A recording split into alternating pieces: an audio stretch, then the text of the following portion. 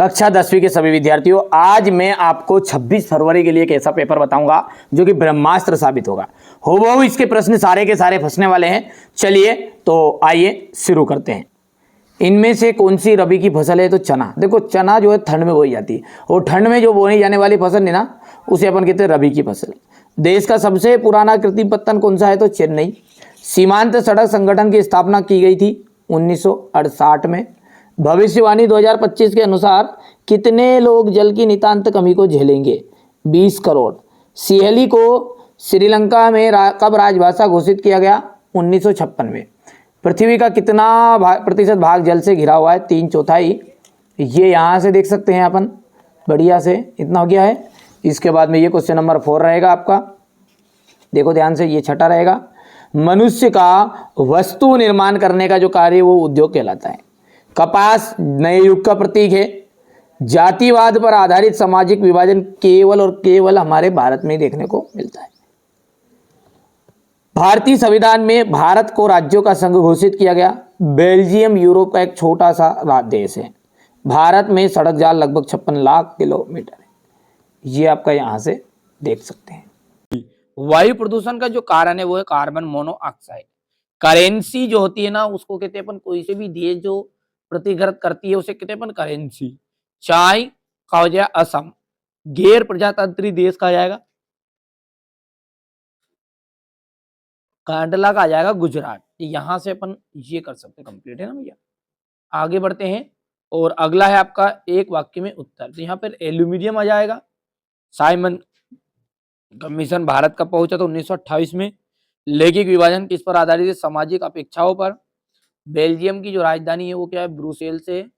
GDP में सबसे अधिक योगदान प्रत्यक्ष क्षेत्र का है। और उद्योग स्थापना, विस्तार व निवेश की उदार की नीति को क्या कहते हैं? उदारीकरण कहते हैं। ठीक है, आगे बढ़ते हैं।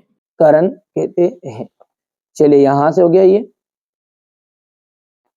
बेरोजगारी की जो आशंका थी ना, उसके कारण नए प्रौद्योगिकी मजदूर नई प्रौद्योगिकी को पसंद करते थे। गलत भैया, कि जब बेचारे बेरोजगार हो जाएंगे तो नई प्रौद्योगिकी से चिढ़ते थे।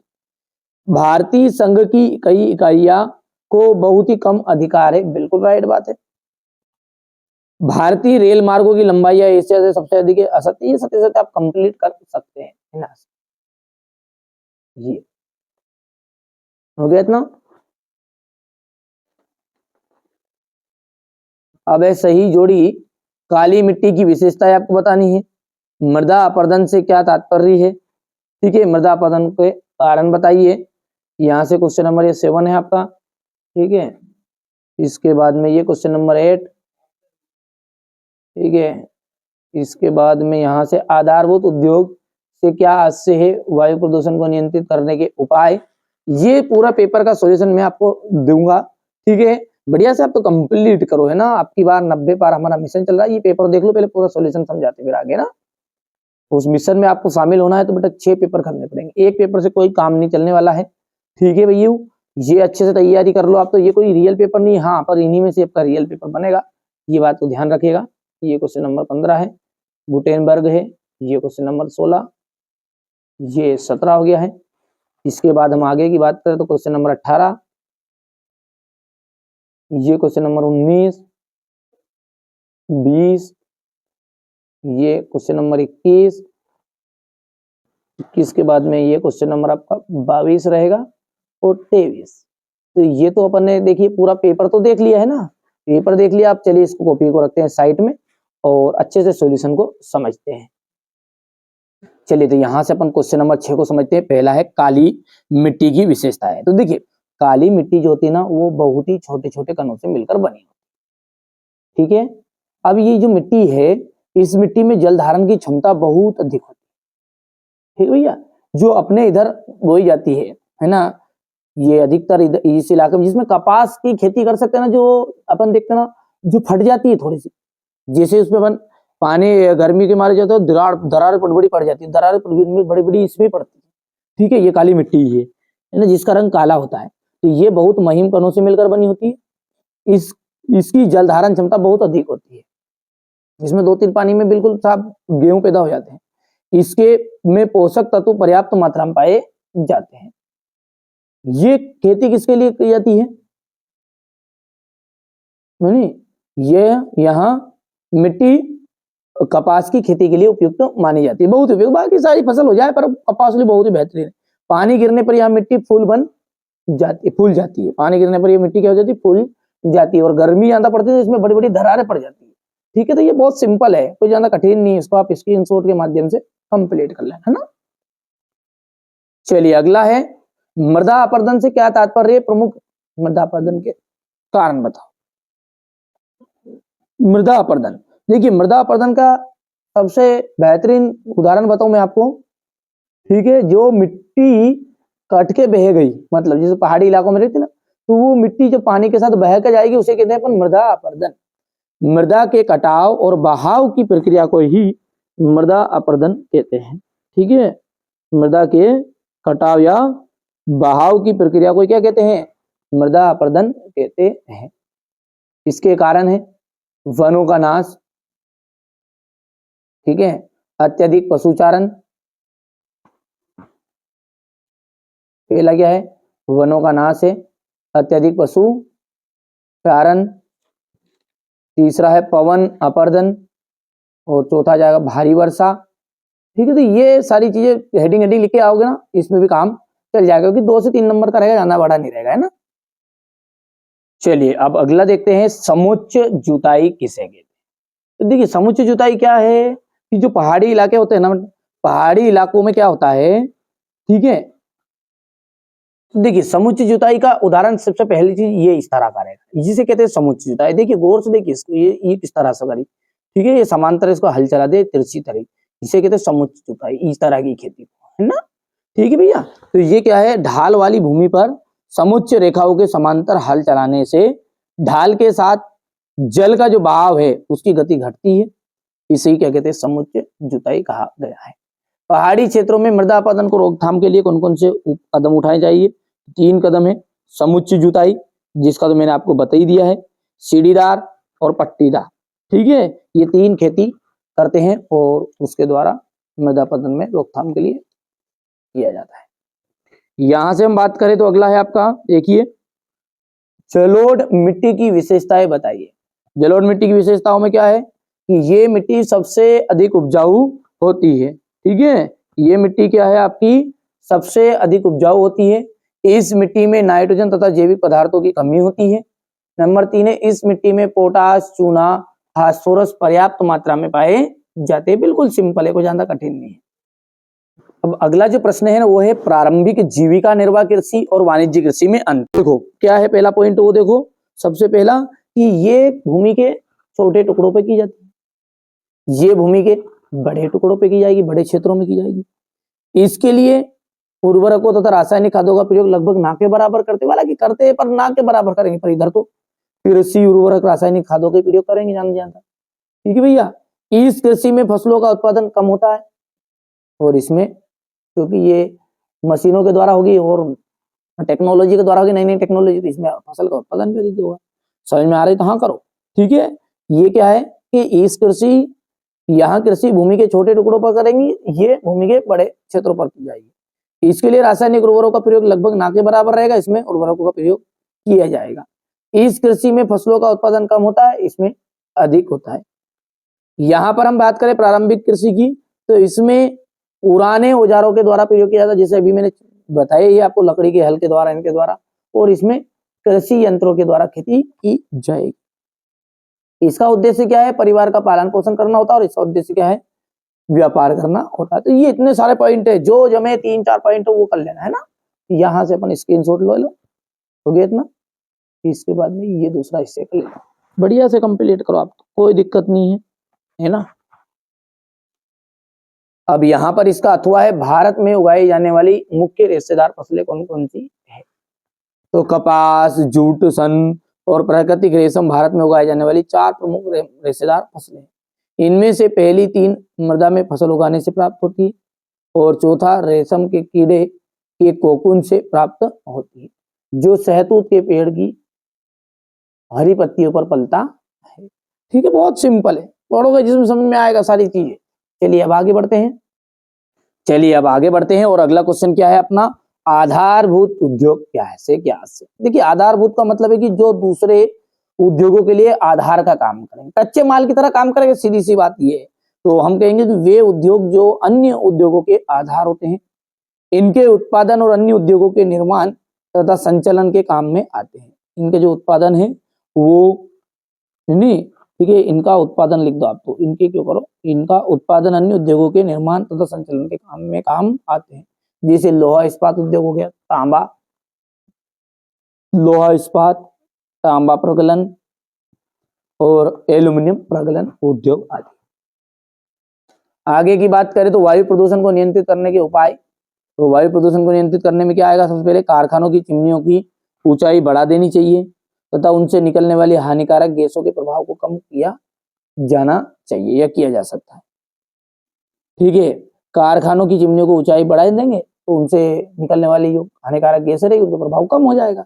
दूसरा है, कारखानों में कम से कम प्रदूषण होने वाले ऊर्जा संसाधनों का उपयोग करना चाहिए, जैसे सौर ऊर्जा हो गई, सौर पैनल हो गया है, इनके द्वारा अपन वायु प्रदूषण को काफी हद तक नियंत्रण कर सकते हैं।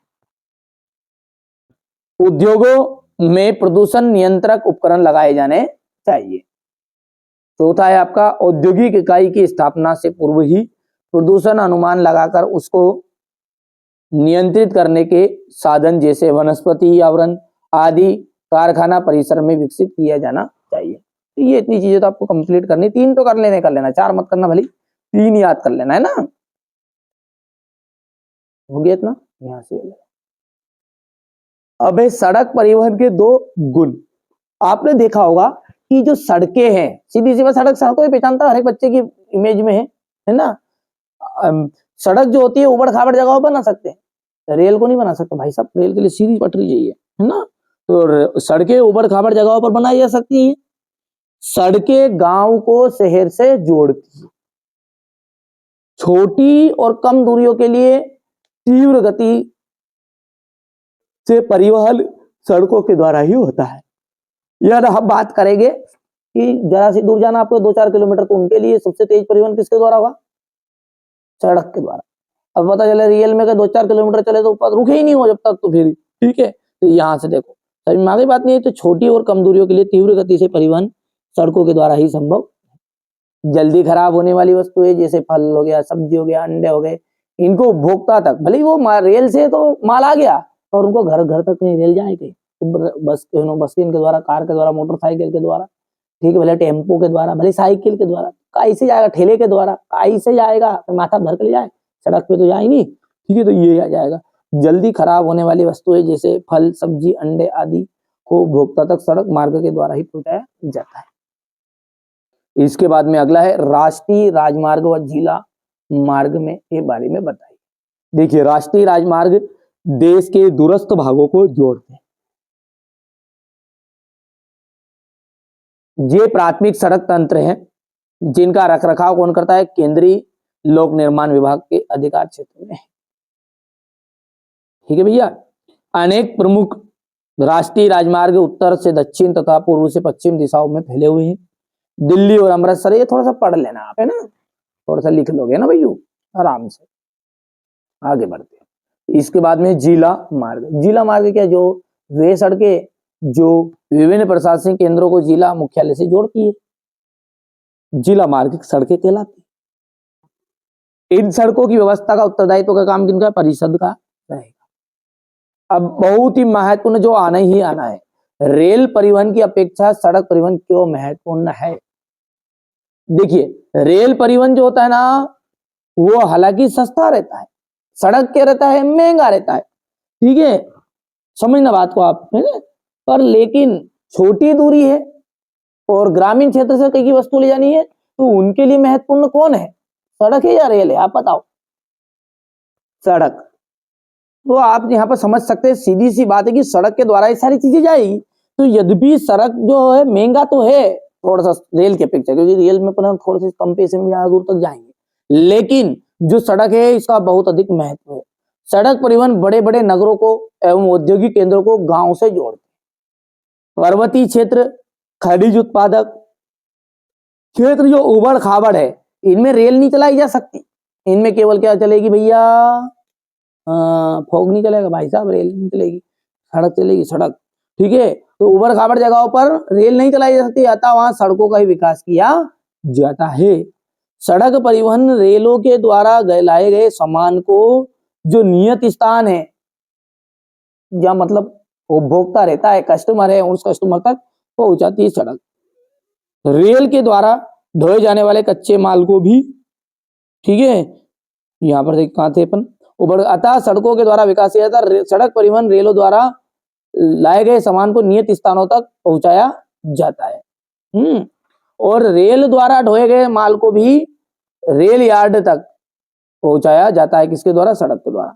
शीघ्र नष्ट होने वाली वस्तुओं को गंतव्य स्थान तक पहुंचाने में रेलों की तुलना में सड़कें बहुत अधिक उपयोगी है।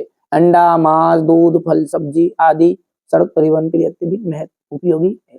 अब भाई आपको क्या करना है, ये चीजें, ये ना इसमें से थोड़ा सा जो आपको लगे वो थोड़ा एक दो लाइन छोड़ देना, भले कोई दिक्कत नहीं, आपके इस तरह से समझ लिया आपने कि क्या बोल रहा है यहाँ पे, कि जो रेल परिवहन है ना वो हालांकि सस्ता होता है, लेकिन जो सड़क परिवहन है वो, ठीक है, सड़क परिवहन है जब भी महत्वपूर्ण है, महंगा है जब भी, क्योंकि सड़क का महत्व अधिक है, क्योंकि ग्रामीण क्षेत्रों से शहरों तक सड़कें के द्वारा ही कोई भी वस्तुओं को पहुंचाया जाता है। उबड़ खाबड़ जगहों पर हम रेलों का विकास नहीं कर सकते, वहां पर सड़क ही बनाई जाती है।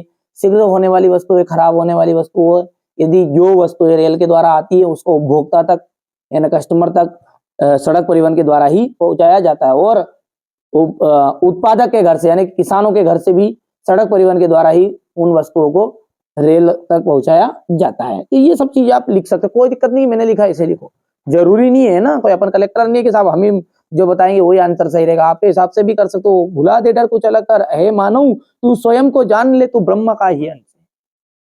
क्या है कि ये मानव तू स्वयं को जान ले, ब्रह्मा का ही अंश है, तू सब कुछ कर सकता है, संभव है, सब कुछ संभव है, असंभव नहीं है कुछ भी ना। तो आप तो इसको करो कंप्लीट, ये इतना हो गया है, इसके बाद में ये यहाँ, ठीक है, नहीं तो पता चले यहाँ भाषण देने के महात्मा जी बना दो, ठीक है, अब ये बननी है महात्मा जी बन जाएंगे फिर बाद में। चलो, व्यापार से क्या आप क्या समझते हैं? स्थानीय और अंतर्राष्ट्रीय व्यापार में अंतर बताइए। तो व्यापार का मतलब है कि राज्यों और देशों के बीच वस्तुओं का आदान प्रदान जो है वही आपका व्यापार कहलाएगा। यदि ये व्यापार दो देशों के बीच में हुआ तो इसे अपन अंतर्राष्ट्रीय व्यापार कहेंगे, ठीक है। और स्थानीय व्यापार और स्थानीय व्यापार जो दो राज्यों में, मतलब गांव का गांव में होगा जो स्थानीय व्यापार, और दो देशों में होगा जो अंतर्राष्ट्रीय व्यापार, सीधी सी बात है। तो भाई साहब यहाँ पर स्थानीय व्यापार और अंतर्राष्ट्रीय व्यापार में अंतर है ना। अब भाई साहब स्थानीय में है तो तब तो जो तेरे इधर जो नोट चलेंगे वही देंगे। अंतर्राष्ट्रीय भाई भैया वो हमारे इधर का नोट अलग है, हम डॉलर वाले हैं भाई साहब, वो करेंसी ठीक है अलग है तुम्हारी रुपये वाली, तो समझ रहे बात को। तो यहाँ पर क्या है, एक ही मुद्रा प्रणाली का चलन होता है स्थानीय व्यापार, लेकिन इसमें अलग अलग मुद्राओं का चलन होता है। वो सामने वाला डॉलर में देगा, फिर अपन उसे बैंक में कन्वर्ट करा के ना पैसे लेंगे, ठीक है भैया। चलिए, तो इतना क्या है इसका, यहाँ एक ही मुद्रा प्रणाली चलन में होती है, इधर अलग अलग मुद्राएं होती है। श्रम और पूंजी में गतिशीलता पाई जाती है और इसमें गतिशीलता का अभाव होता है, थोड़ा समय रहता है व्यापार करने में इसमें। और ये क्या उसे थोड़ा सा तुरंत हो जाता है, तो ये लाख 2 लाख तक का रहता है, ये करोड़ों वाली चीजें रहती है अंतर्राष्ट्रीय, तो थोड़ा समय लगेगा, है ना। यहाँ देश के अंदर विभिन्न क्षेत्रों के बीच में होता है और ये विभिन्न राष्ट्रों के बीच में किए जाने वाला व्यापार होता है। इसमें सरकार को किसी भी प्रकार का समझौता नहीं करना पड़ता और इसमें सरकार को क्या करना पड़ता है, समझौता करना पड़ता है। आगे देखिए, कार्य लाभ समाप्त करने के बारे में ब्रिटिश सरकार के फैसले का प्रभाव लिखिए। देखिए, चलिए अब अगला प्रश्न है, कार्नेला को समाप्त करने के लिए के बारे में ब्रिटिश सरकार के फैसले का प्रभाव। अच्छा, पहले तो आपको कार्नेला समझना पड़ेगा क्या है। देखिए, कॉर्न मतलब होता है मक्का और लॉ मतलब कानून। तो मक्का के लिए कानून बनाया था जो बड़े बड़े भूस्वामी हैं, जिनके पास हजार हजार एकड़ जमीन थी, 200 एकड़ जमीन थी, उन्होंने सबने सरकार पर दबाव डाला कि भाई साहब वो बाहर से मक्का नहीं आई।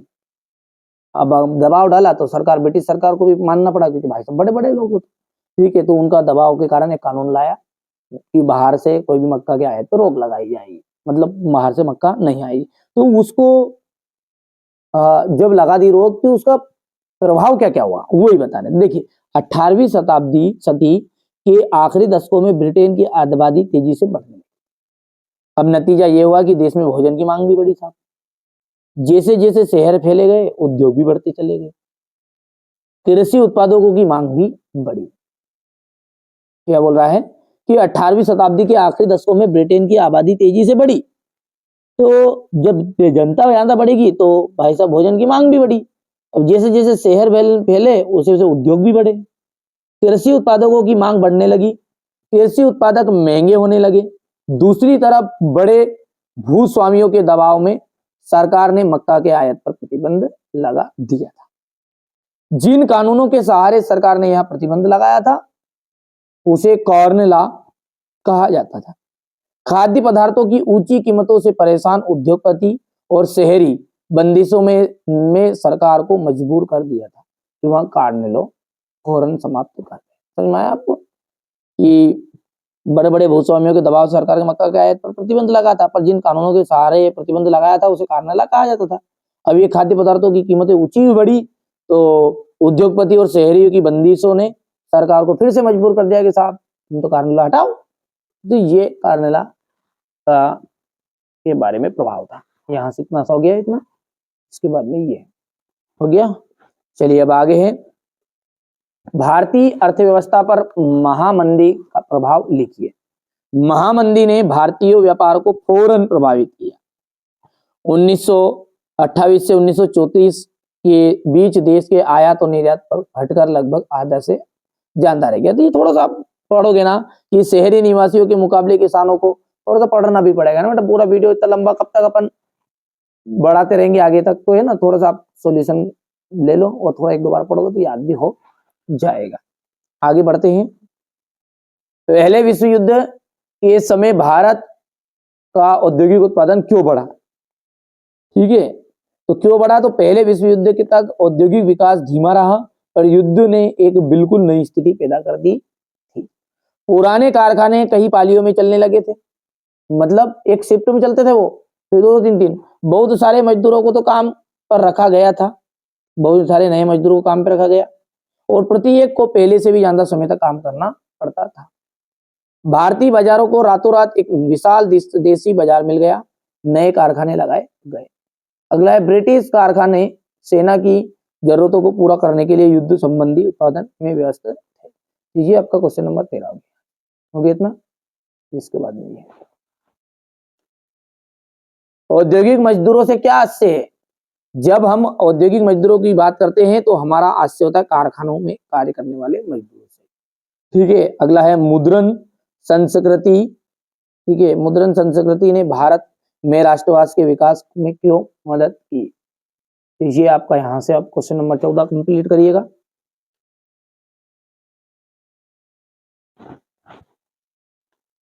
कंपोजिटर और गेली क्या है? ये तो सिंपल है ना, इनको आप स्वयं कर सकते हो। ये बुक गुटका से क्या आशय है? ये 18वीं और 19वीं सदी में तोपखाने में नई तकनीकों के आने से क्या प्रभाव पड़ा? निरंतर सुधार आए। ठीक है, एक साथ 6 रंग की मशीनों मुमकिन थी। सदी के अंत में ऑफसेट प्रेस आ गया था जिससे एक साथ, ये थोड़ा सा पढ़ लोगे ना, मैं तो समय बर्बाद कराऊंगा आपका और याद कुछ नहीं होगा। ठीक है, ये यहाँ से देख लीजिए ताकि आप अच्छे नंबर प्राप्त करें, इसलिए थोड़ा समय बचा रहे हैं ना, आप कर सकते हैं। देखिए, प्राथमिक क्षेत्र की 2 विशेषता है। तो प्राथमिक क्षेत्र क्या है वास्तव में, आप खुद ही बता दो। प्राथमिक क्षेत्र के आपका खेती-बाड़ी संबंधित काम है ना, प्रकृति संसाधनों पर जो निर्भर करेगा वो प्राथमिक क्षेत्र के अंतर्गत है।